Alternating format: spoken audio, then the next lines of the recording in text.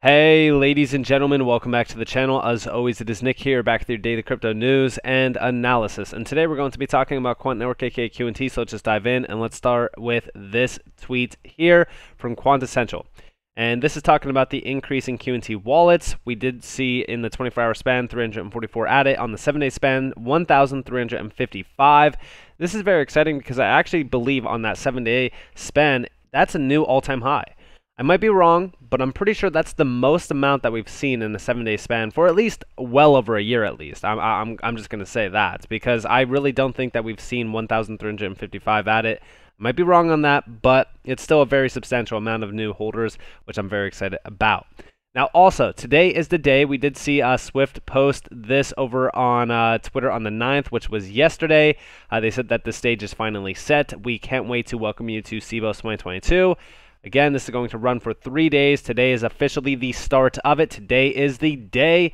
What do you see over here from Quant as well? Welcome to Sibos. If you can't be here in person, follow us this week, and we'll keep you updated with highlights as they happen. And down here, we do see the chairman and the CEO from Swift community will be there, and also Queen Maxima from the Netherlands will also open this Sibos 2022 event. And we did see Quant actually post this over on Twitter, which this is a full thread of the opening plenary from Sibos. And we do see millions of small merchants are now taking payments from phones in their pockets, but we should not seek innovation for innovation's sake. The first priority is to do not harm, ensure cybersecurity and data governance are in place. And the funny thing about this is I've been talking to guys about banking the unbanked for a very long time with Ripple as well as a few other companies. And I honestly believe that we are starting to see a major move here.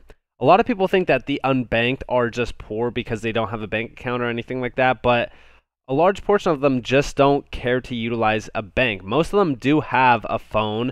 Most of them do have a mobile phone access point or some sort of major, point of access for mobile banking. The reason why I say mobile banking and digital banking is going to be on the rise is simply because of what we have seen in the last couple of years. I also think that a lot of what we think about in the physical sense is going to move to the digital world.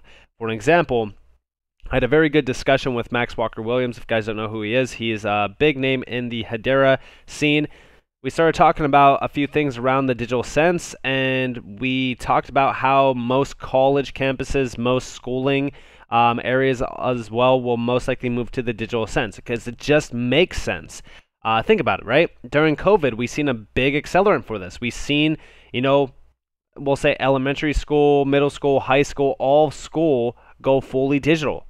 College campuses, fully digital. It just makes sense to do so. It's the same with even, working at the office. Most people were, working remote during that time, and they still got their work done. They still got probably more work done because there was less distractions. I really do think that this is the big move. I honestly believe that going forward, we will see physical banks nearly cease to exist. If not, they will cease to exist because digital banking and mobile banking is on the rise. The digital move globally is on the rise. And I think that this is the start of it. And we do see down here, but we have a chance to move beyond that to doing good. It is important to see how much value for customers and value for firms we can generate in the long term. How can we do more of this? And down here we do see one approach is to encourage private-private partnerships. Collaboration between industry and government is also key to enable services beyond finance. Think of health, think of education. If we get this right, digital innovation holds enormous promise, and I completely agree. And also down here, here's the commissioner, European Commissioner for Financial Stability, Financial Services, and the Capital Markets Union. In these difficult times, it's more important than ever to have a strong financial system. We risk leaving behind those who are not comfortable with this technology. Digital finance carries risks, so we embrace the possibilities but guard against the risk. There is a clear and urgent need to bring crypto into the regulatory fold, and I completely agree on that as well. Regulations are 100% crucial and needed. We do see down here, we also recognize the advantages of DLT. Next year, we will be testing trading and settlement using DLT. This is huge. This is from the European Commissioner for Financial Stability and Capital Markets Union. This is huge. We want a fully integrated market for payments in Europe. Central banks are looking into CBDCs, over 100 of them. That makes international cooperation absolutely essential. A digital euro would be a companion to cash. Remember what I said. Europe is 100% ready. They are moving extremely fast. This is very interesting here. We also see a digital euro as working alongside privately issued digital currencies. We look forward to seeing the innovations that will change the world for the better. We're designing the future of finance. This is huge. And I don't know if they update this because this is being updated in real time as I record this. I have a few meetings later on today, so I am recording this a little bit earlier and scheduling it for later. I do apologize. I know that a lot of you don't like that. I have a ton of meetings on Mondays throughout the entire week. I really have a ton of meetings, especially for my design agency. So I do apologize to you guys if these aren't in real time. I try my best. But we do see security, reliability, resiliency are what we focus on at Swift. It's important that you engage with us and the financial community, continue to challenge us so together we could realize a faster, better, smarter financial future. I do believe that Swift is also ready. I mean, they recently just put out that major DLT announcement. I don't know if you guys remember that one, but we just recently talked about it. They also talk about digitizing trade, directly correlated with XinFin and XDC. That's a huge area of focus that we have on this channel. It was talking about CBDCs and tokenized assets. They also focused on DLT within that announcement. It was very exciting, but I definitely do think that we are starting to see a major shift happen. And it definitely is going to be centered around DLT and crypto assets, in my opinion. I think that that's why we, are seeing a major move towards regulations. This is very exciting. If you guys do want to go check this out, I just retweeted it on my Twitter as well, at @NCashOfficial. It's also on at Quant_network. Definitely go check this out. They're going to push a lot of updates. There's probably going to be a lot more updates by the time that this video does go live, so definitely go check that out if you guys do want to learn more. And also, by the way, R3 will be there. We focused on all of the major names that will be at this huge event. There's going to be so many of them. You can check out some of the major speakers here. Bank of America, Starling Bank, Federal Reserve Board of Governors, National Australia Bank. I mean, these are some of the biggest names in the game. HSBC, Monetary Authority of Singapore. I mean, it's insane. So definitely check out some of the major announcements that we are seeing within this thread. I still think that there's going to be a few other breadcrumbs, but it's very exciting. They will be talking more so about CBDCs as well from R3 side. Remember, R3 is a big name around the space. Very excited to see the major moves happening. Also, I want to debunk a few things happening around the Quant network ecosystem, I should say, or the Quant community, whatever you want to say. And SunNL11 actually debunked a few of it, but we've seen a lot of people talking down on Quant, saying, QNT is not utilized at all, that, Quant Network is a huge Ponzi scheme, that you shouldn't even be looking at it, blah, blah, blah, all this nonsense. And we do see QNT has zero adoption because we can't see the transaction data on chain. Again, it's not transparent on chain simply because you got to understand that what Quant is dealing with is massive private entities. Why would they disclose any of that information? This is not retail use cases. This isn't your typical, oh, hey, let me transact with my, NFT that's, a cartoon picture of this, that, whatever. No, this is literal banks transacting. Last year, ICICI, India's largest private bank, 100,000 employees, talking about FinTech QNT network and onboarded 500 plus clients on their trade finance platform. But hey, probably also not using QNT. Listen closely to this. So FinTech Quant Network has launched what it calls a network of networks to solve the problem of interoperability across blockchain platforms for trade finance. This will be a virtual blockchain that links existing blockchains and allow developers to build multi-chain applications. So like in all areas of life, people and banks and customers have realized that if we have to work together, teamwork is what is required for interoperability at scale. In ICICI Bank, Trade Chain platform is our blockchain platform. We have close to 500 clients onboarded. Being a foundational technology, I can say that we have moved. And I'm telling you guys, at the end of the day, I mean, Overledger is dealing with massive amounts of money. Think for yourself. Who knows why they are secretive? Google was as well in the early days. For example, here's Quant's hiding strategy. Again, they really kind of talk about this here if you guys do want to read more about it. I wouldn't say that they're trying to hide anything. I think it's just the idea that you're dealing with these major names that are most likely onboarding this technology. You got to remember NDAs are in play. Here you guys have SDX as well, trillion-dollar stock exchanges, unconfirmed lead and not priced in. This is a poll from last week, basically confirming QT involvement to route it all and give access to tens of thousands of investors. Six will tokenize trillions of dollars worth of assets coming 7 year, I think, and put it on SDX Corda. And here you guys have it down here. They really kind of talk about it. Here's the Swiss stock exchange, SDX. This is from CryptoSec. And it really kind of just talks about the massive amount of money that's moving through this, really kind of goes in depth on this Project Helvetia, which we kind of talked about on this channel as well. And then you also have Alliance Block as well, ALBT, talking about the London Stock Exchange.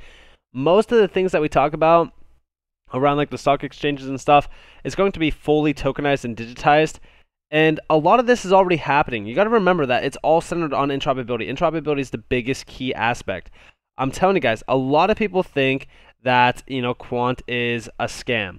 A lot of people think that, like, all because, they're not showing any on-chain data or, this, that, whatever, that it's a scam. The biggest problem that I see with Quant, and this is probably the biggest issue that I see with a few tokens in this space as well, is that you have a company that is focused on one thing, right? They continuously focus on that one thing, and you have all these people that want to know more information. The problem with that, though, is that what Quant has solved in terms of that one thing is one thing that every single network, every single market, every single aspect of life needs. It's interoperability. You got to remember that most of the names that Quant has already tied to it. You'll look at SDX. You'll look at, R3. A lot of people speculate R3 utilizing Quant already, well, Overledger. You look at LAC Chain, Oracle. We talked about KPMG. There's a ton of other major banks, MEXC. I mean, at the end of the day, these are huge names.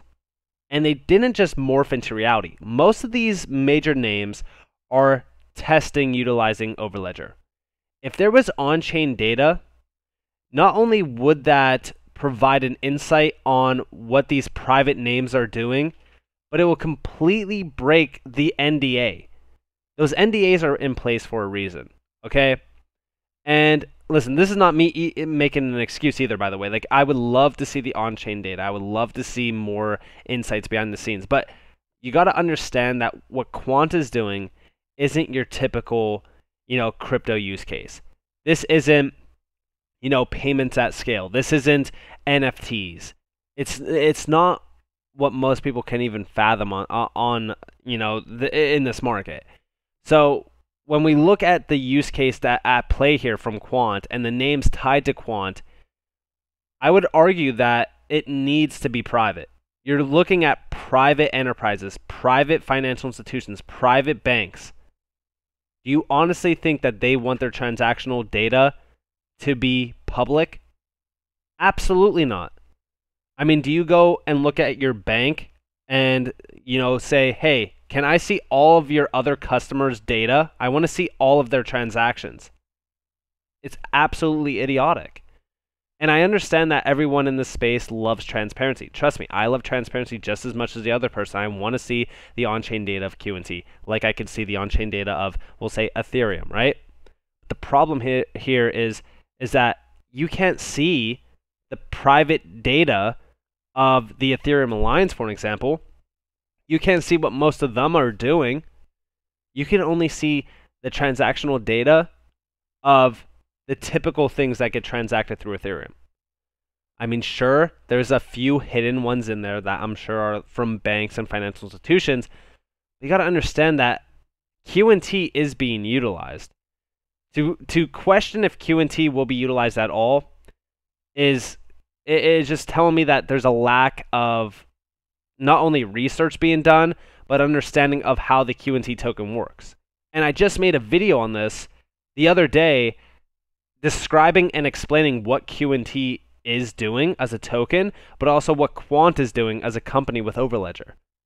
Very exciting time. You just got to do a little bit more research and understand what they're doing, what they're focused on. Like I said, a lot of people are calling Quant a scam. You know, if Quant is a scam, I would argue that nearly every single token in the space is a scam. And the reason why I say that is because the people who, like the team behind Quant and all of the updates that we have been seeing, I'm sure that all of you are aware, I've been making videos almost on a daily basis about Quant. I've shared with you guys every single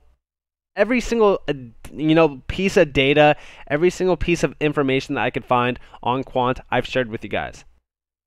Now I ask all of you, do you believe that Quant is a scam? Comment down below. And by the way, I'm fully unbiased. Listen, if Quant is a scam, then I'm completely screwed. Because I have a very large portion of money invested into Quant. I've put a ton of trust in Quant because of what I've researched. And I highly advise everybody else to do as much research as possible and find the negative things about Quant. I want everyone to find, things that we could talk about in regards to FUD and really kind of just, debunk that FUD or talk about it, have actual adult conversations around it. Because again, a big problem with this space is that, people just say QNT as a token is not being utilized. Okay, well, find me that information. Because we know for a fact that QNT as a token is being utilized almost on every single process with Overledger. So with that being said, I hope that you guys enjoyed this video. If you guys did, definitely leave a like, subscribe, turn notifications on if you guys want more free content. You guys are more than welcome to follow me on Twitter and join the free Discord down in the description below. As always, up to you all. Have a beautiful day or beautiful night, wherever you guys are in this beautiful world. This has been Nick. Peace out, guys.